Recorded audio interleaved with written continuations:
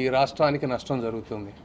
అతను రోడ్డు మీదకి వస్తే ఈ రాష్ట్రం అభివృద్ధి అంత వెనక్కి వెళ్ళిపోతుంది. ఆయనకి ఎక్కడుంది హక్కు? చంద్రయ్య గారిని మాచర్లలో అతి కిరాతకంగా, అది రాజకీయ హత్య అంటే, ఇది ఎవరో ఇద్దరు స్నేహితుల మధ్య జరిగినటువంటి గొడవని దీన్ని రాజకీయం చేయాలని చూస్తూ ఉన్నారు. ఇది రాజకీయ హత్య ఎలా అవుతుంది? అది రాజకీయ హత్య. ఆ రోజు నువ్వేం చేసావు? బయటకు వచ్చావా? వెళ్ళావా మాచర్ల? హత్యలు చేసింది నువ్వు. ఈ రాష్ట్రాన్ని అత్యంత అవినీతిపయంగా, అత్యంత ఘోరంగా డెవలప్మెంట్ లేకుండా చేశావు నువ్వు. నీకెక్కడుంది అధికారం? ఢిల్లీలో ఎక్కడికి పోయినా ఆంధ్ర రాష్ట్రం గురించి మాట్లాడాలంటే అవమానకరంగా ఉంది. జగన్మోహన్ రెడ్డి గారి గురించి ఎవరిని అడిగినా మీరు ఢిల్లీ కాదు, నేను నిన్న నార్త్ ఈస్టర్న్ అక్కడికి కూడా ఆయన ఖ్యాతి అక్కడికి కూడా వెళ్ళింది. ఇంక ఈయన గురించి చెప్తారు. కాబట్టి అతని గురించి ఎంత తక్కువ మాట్లాడితే అంత మంచిది. దొంగ దొంగ అడిచినట్టు జగన్ కి ఫోన్ ఎవరిది?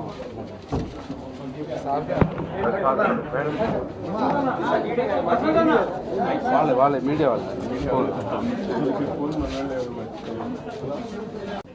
ఇక అన్ని పాలిటిక్స్ మాట్లాడటానికి రాలేదమ్మా మేము. వినండి, ఇక్కడ సాధ్యమైనంత వరకు అందరినీ కోఆర్డినేట్ చేసుకొని, అందరినీ ఇన్వాల్వ్ చేసుకొని, ఇప్పుడు ఉన్నటువంటి రీసోర్సెస్ని ఉపయోగించుకొని ఎంతవరకు పేదవాళ్ళకి మంచి చేయగలమో అనే ఉద్దేశంతో మేము చేస్తున్నది. ఇందులో కానీ టైము రాజకీయాలు మాట్లాడుకొని మీకు నాకు వాళ్ళకి అందరికీ టైం వేస్ట్. Thank you. చెప్పండి.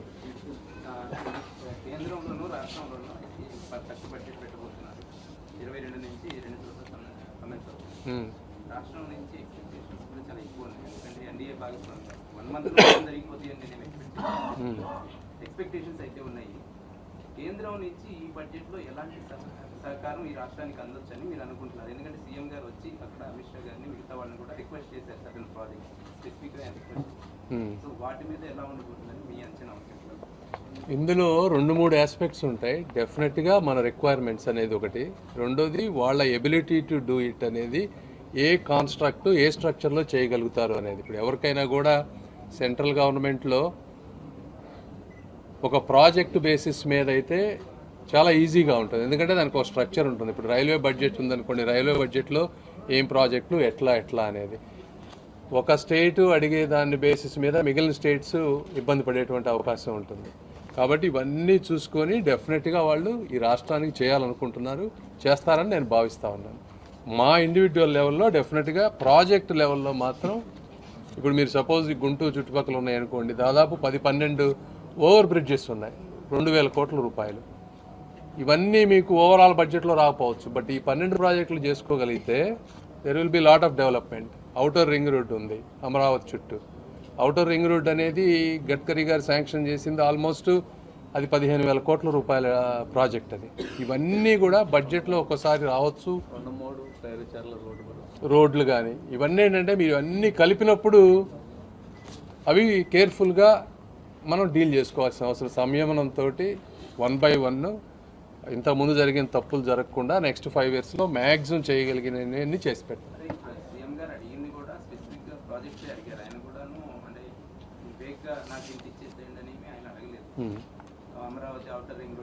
అంటే అవన్నీ అంటే బడ్జెట్లో అవన్నీ డీటెయిల్గా వస్తాయో నాకు తెలియదు. ఇప్పుడు 12 బడ్జెట్స్ మనం పెట్టామనుకోండి, ఈ 12 బడ్జెట్స్ బడ్జెట్లో పెట్టరు కదా, అవన్నీ ఓవరాల్గా వస్తాయి మీకు. సో ఇవన్నీ ఏంటంటే time will tell.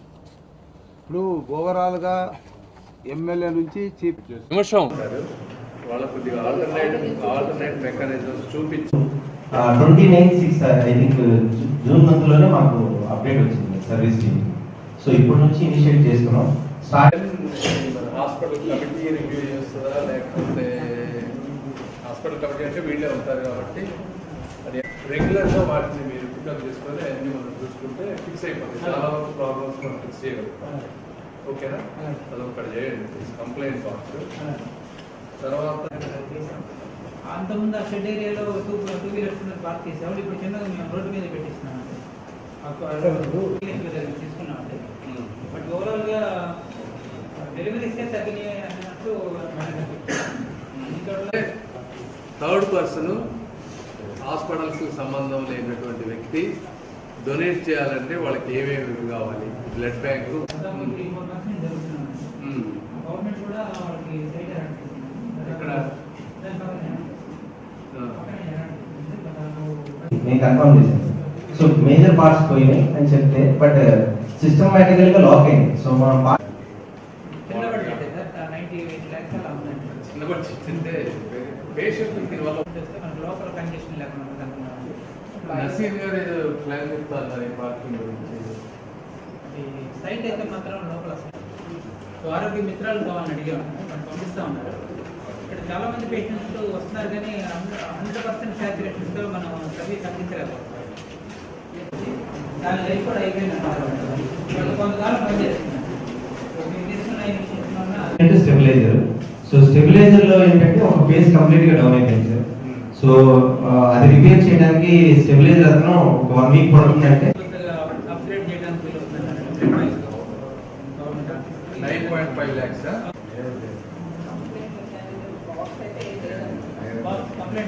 Complaint boxes ఉన్నాయి. డాట్ వెయిట్ వల్ల బేబీ చనిపోయినప్పుడు కూడా మాకు ఇష్యూ అప్పుడు తీసారంటే తర్వాత మళ్ళీ ఎంప్లాయ్మెంట్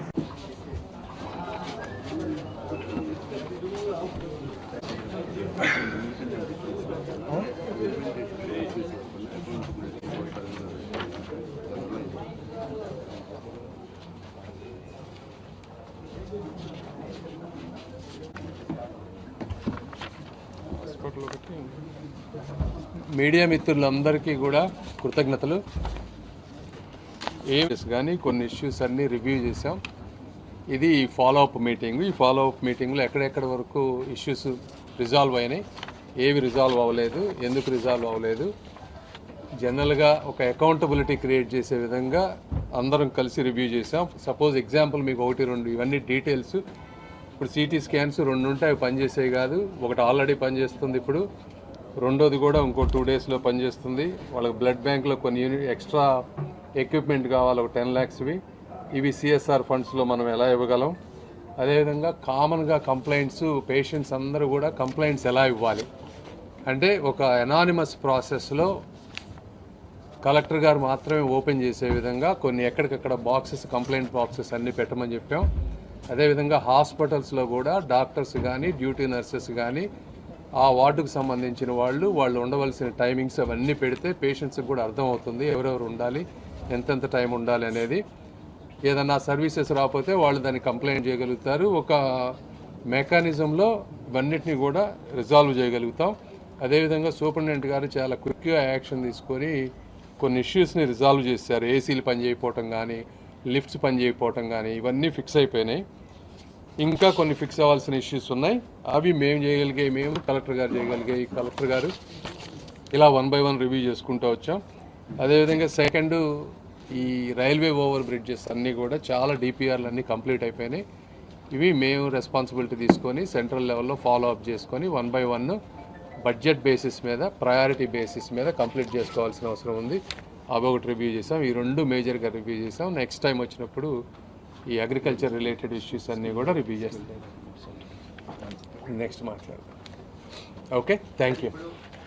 కేంద్రంలోనూ రాష్ట్రంలో వీళ్ళు మాట్లాడిన తర్వాత ఏంది, స్టేట్ గవర్నమెంట్ దగ్గర మీకు తెలియదు ఏం లేదు, ఈ రోజున డబ్బులు లేవు. నేను కూడా ప్రజలను కోరుకునేది ఏంటంటే 3 నెలల్లోనో 5-6 నెలల్లోనో అద్భుతాలు అయితే చేయలేము. ఇది ఎలక్షన్ ముందు చెప్పాం, మళ్ళీ చెప్తున్నాం. ఇన్కమ్ పెరిగిన తర్వాత ఇవన్నీ చేసుకుంటూ వస్తాం.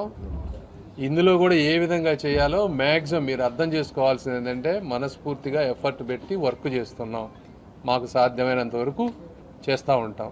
అందులో ప్రతి ప్రాజెక్టు కూడా రివ్యూ చేస్తూ ఉంటాం. ఆరోగ్య శాఖ మీద, వ్యవసాయ శాఖ మీద ఇద్దరు కేంద్ర మంత్రి కమసారి రేపు నగరపాలక సంస్థ మీద దాని మీద ప్రక్షాళన చేసేది ఎప్పుడు దాని మీద రేపు ఉన్నాయి. మున్సిపాలిటీలో కూడా చాలా ఇష్యూస్ ఉన్నాయి. ఇవన్నీ అగైన్ 1-2 daysలోనో 1 weekలోనో 2 weeksలోనో ఇలా చేయగానే అన్నీ అయిపోవు. ఏంటంటే చాలా పొలిటికల్ ఇష్యూస్ ఉన్నాయి. అక్కడంతా వైఎస్ఆర్ గవర్నమెంట్కి సంబంధించిన కౌన్సిల్ ఉంది, ఇవన్నీ ఉన్నాయి. కాబట్టి కొంచెం ఫండ్స్ ఇష్యూస్ ఉన్నాయి. 1 by 1 చేసుకుంటూ వస్తాం.